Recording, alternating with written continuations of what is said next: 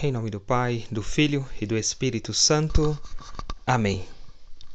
Vinde, Espírito Santo, vinde por meio da poderosa intercessão do Imaculado Coração da Bem-aventurada Virgem Maria, vossa amadíssima esposa.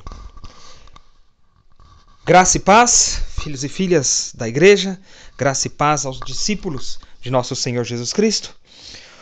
O Evangelho de São Lucas, a qual eu tanto admiro e peço a intercessão dele neste momento, no capítulo 11, no versículo 27, e aconteceu que, enquanto ele dizia estas palavras, uma mulher levantando a voz do meio da multidão disse-lhe: Bem-aventurado o ventre que te trouxe e os peitos a que fostes amamentado. Mas ele disse: Antes, bem-aventurados aqueles que ouvem a palavra de Deus e a põem em prática. Essa mulher, ela já reconhecia a Santíssima Virgem Maria, a Mãe de Deus, como a bem-aventurada Mãe de Deus. Aquela que o anjo, quando a sauda, traz a saudação, diz que ela é plena da graça de Deus. Ave gratia plena. Plena de Deus, repleta da unção de Deus, repleta do Espírito Santo de Deus, repleta do amor do Pai, repleta do Filho que está sendo gerado no seu ventre. Essa mulher reconhece a bem-aventurada Virgem Maria como uma grande mulher. E aí Jesus diz: Antes, bem-aventurados aqueles que ouvem a palavra de Deus e a põem em prática. E nós voltamos lá no Evangelho desse mesmo evangelista, Lucas, lá no capítulo 1, no versículo 26. Não, um pouco antes ainda. Pegando aqui Lucas, então, capítulo 1, a partir do versículo 26, que é o mistério da Anunciação, aonde pedimos a São Miguel Arcanjo, São Gabriel Arcanjo e São Rafael Arcanjo que combata por nós os mistérios do Santo Rosário, aonde a Santíssima Virgem, ela dá o seu fiat, o seu sim a Deus.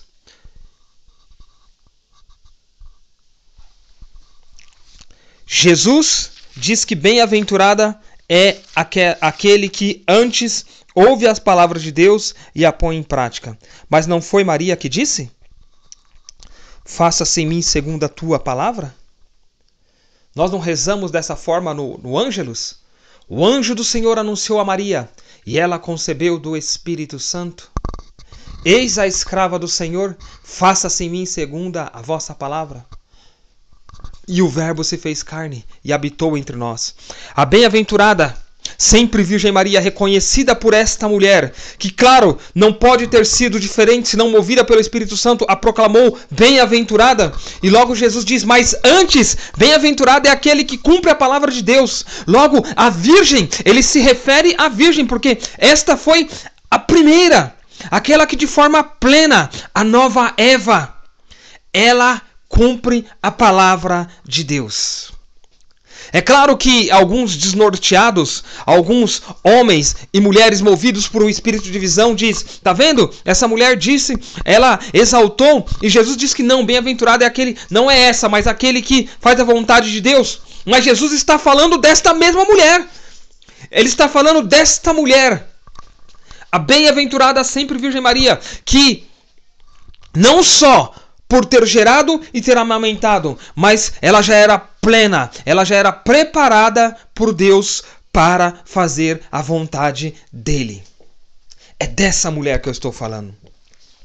Eu estou falando da mulher que tanto São Luís Maria Grignon de Montfort, como São Domingos de Gusmão e o bem-aventurado Elano de la Roche eram apóstolos do Rosário.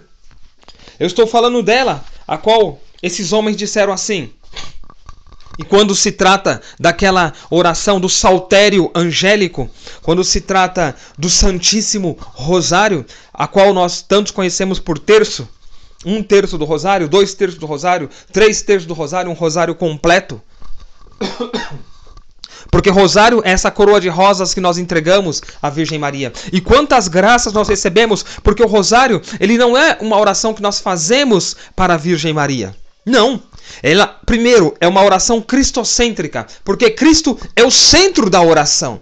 Toda a devoção tem como Cristo foco, centro. E o rosário não poderia ser diferente, porque nós contemplamos, nós meditamos os mistérios da vida de nosso Senhor Jesus Cristo. Mas Maria faz parte desses mistérios, porque ela é a Theotokos, a mãe de Deus.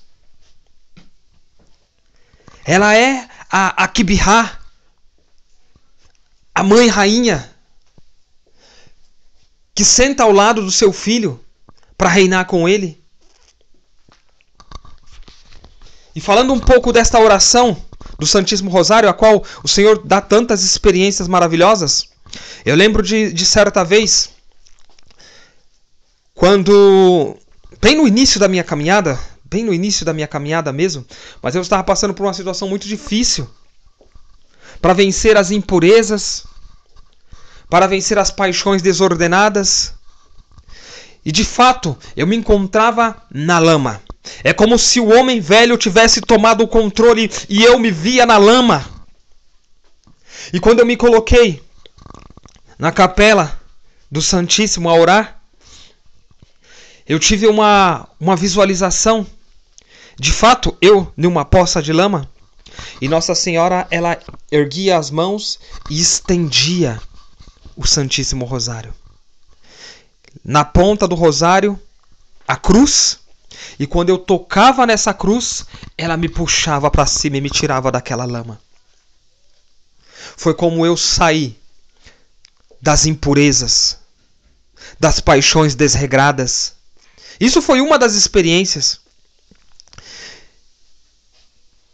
Eu lembro de outra experiência dentro do ministério de intercessão, aonde nós estávamos orando por libertação.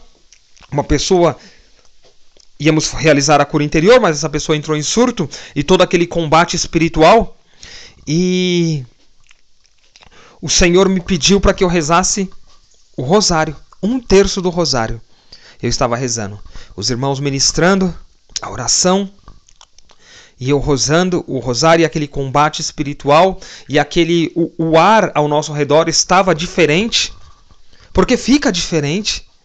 O discernimento dos espíritos, que é dom do Espírito Santo de Deus, ele permite que nós percebamos isso, não é mesmo? E eu percebi aquele ar diferente, e eu comecei a rezar 1/3 daquele rosário, daquela coroa de rosas, e uma visualização que foi me dada naquele momento, pelo Espírito Santo, era a Santíssima Virgem com o rosário, e ela envolvia o demônio com aquele rosário, e o lançava num abismo. E quando eu tive essa visualização, que eu terminei o mistério do Santíssimo Rosário, a libertação ela ocorreu. O ar ao nosso redor mudou, aquele ar pesado, aquele ar estranho, esquisito, diferente, mudou completamente e se tornou um ar sereno. E a pessoa, de fato, ela foi liberta. Eu vou ler um trechinho do Segredo do Rosário, de umas bênçãos alcançadas por este mistério. Direi não mais que assegurar-lhes com as palavras do bem-aventurado Alano de la Roche que o Santo Rosário é a raiz e o tesouro de inumeráveis bênçãos. Escuta os benefícios do Rosário. Pois através do Santo Rosário, primeiro, os pecadores são perdoados.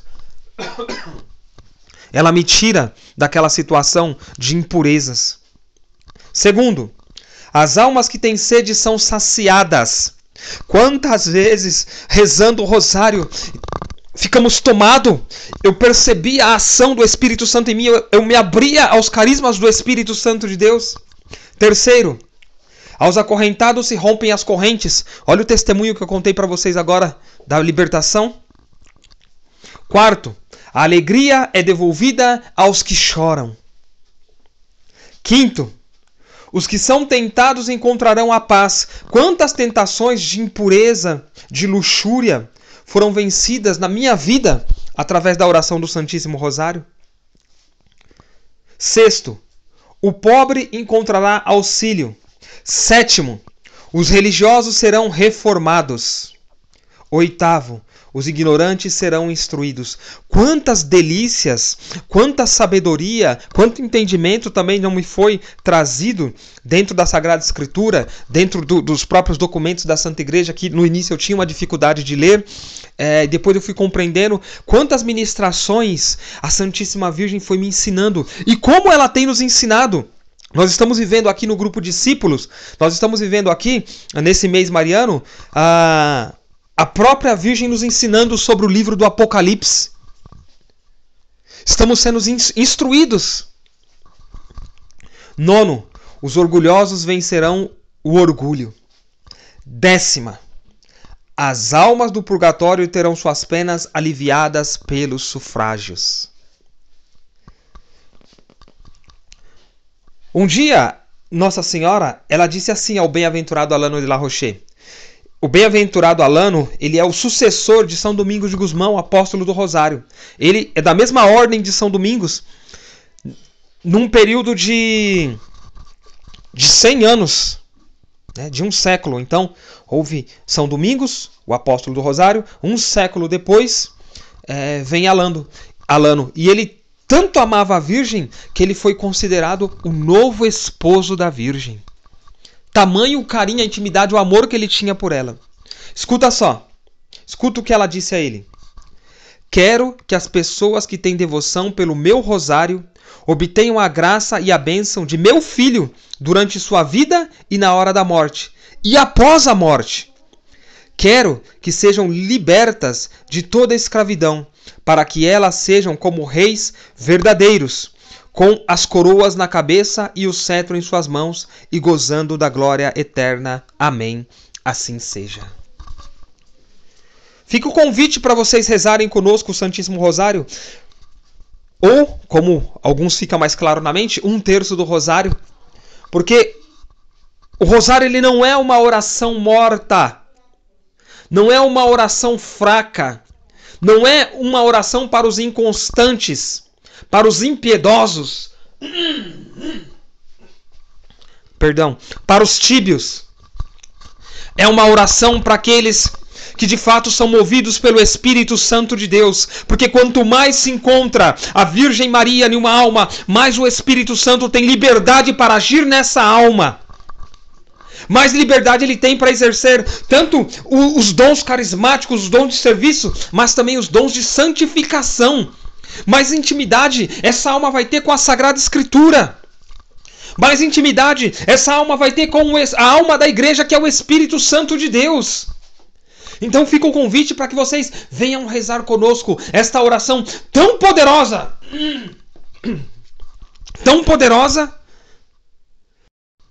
que traz a bem-aventurada Virgem Maria dos céus, que traz o próprio Senhor Jesus dos céus. Porque enquanto Alano, certa vez, celebrava a Santa Missa, no momento da transubstanciação, da consagração da Eucaristia, o rosto de Jesus aparece na Eucaristia e diz: Alano, por que você me crucifica de novo?